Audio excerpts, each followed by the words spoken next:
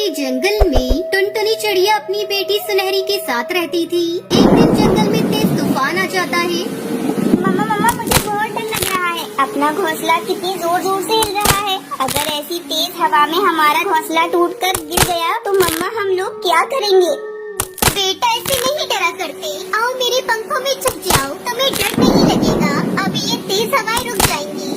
टुनटुनी चिड़िया सुनहरी चिड़िया को अपने पंखों में जैसे छुपाने लगी, एक तेज हवा का झोंका आता है और उसका घोंसला टूटकर जमीन पर गिर जाता है। मम्मा जिसका मुझे डर था वही हुआ। इन तेज हवाओं ने हमारा घर तोड़ दिया। मम्मा अब हम कहाँ जाएंगे? तुम मत रो बेटा, हम कालू भैया सुंदरी भाभी के घर चलते हैं। उनका घर पक्का है, हम रात को वहीं रुक जाते हैं। टुनटुनी चिड़िया सुनहरी अपने भाई कालू कौवे के घर जाती है। कालू भैया, ओ कालू भैया, जल्दी से दरवाजा खोलो, बाहर हवाएं बहुत तेज है। अरे आ रहे हैं, तुमने हमारी नींद खराब कर दी। अच्छे भले सो रहे थे, बोलो क्या काम है तुम्हें?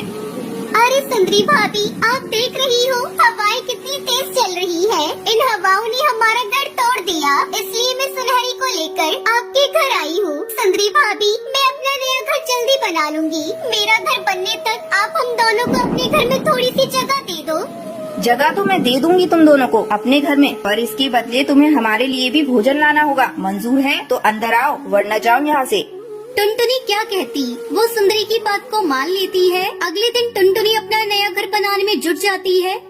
चलो सुनहरी बेटा, हम लोग जंगल चलते हैं। तुम बड़े बड़े नारियल इकट्ठे करना और मैं भोजन इकट्ठा करूंगी। फिर हम अपना छोटा सा सर छुपाने के लिए घर बनाएंगे। शाम को दोनों माँ बेटी बड़े बड़े नारियल और ढेर सारा भोजन लेकर घर लौटते हैं। सुंदरी कौवी कालू कौवा ढेर सारा भोजन देखकर बहुत खुश होते हैं। वहीं टुनटुनी चिड़िया सुनहरी नारियल का घर बनाने में लग जाती है।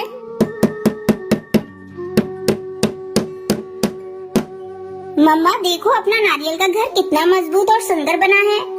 उधर टुनटुनी चिड़िया का घर देखकर कालू को उसकी पत्नी को जलन होने लगती है। कालू जी, ये चिड़िया तो बहुत तेज निकली, एक ही दिन में अपना घर बना लिया। कुछ करो कालू जी कि ये चिड़िया हमारे घर में ही रहे और हमारे लिए भोजन लाती रहे। सुनो सुंदरी, मेरे दिमाग में एक आइडिया आया है। हम कल ही चलकर टुनटुनी के घर में आग लगा देते हैं, फिर तो वो हमारे घर रहने पर मजबूर हो जाएगी। अगले दिन कालू का बेटा गोलू चिड़ा टुनटुनी के घर जाता है। टुनटुनी आंटी, आपका घर तो बहुत सुंदर है, क्या मैं आपके घर में थोड़ी देर आराम कर लूं? ठीक है गोलू बेटा, तुम आराम करो, हम दोनों माँ बेटी भोजन लेने के लिए जा रही हैं। इतना कहकर टुनटुनी चिड़िया अपनी बेटी के साथ भोजन की तलाश में चली जाती है। तभी कालू और सुंदरी कौवी टुनटुनी के नारियल के घर को आग लगा देते हैं, जिसमें जलकर उनका बेटा मर जाता है। तभी वहाँ टुनटुनी सुनहरी चिड़िया भोजन लेकर वापस आ जाते हैं। अरे अरे कालू भैया, ये आपने क्या किया? आपने हमारे घर को आग क्यों लगाई? इस नारियल के घर में आपका बेटा गोलू आराम कर रहा था। नफरत की आग में आपने ये क्या कर दिया?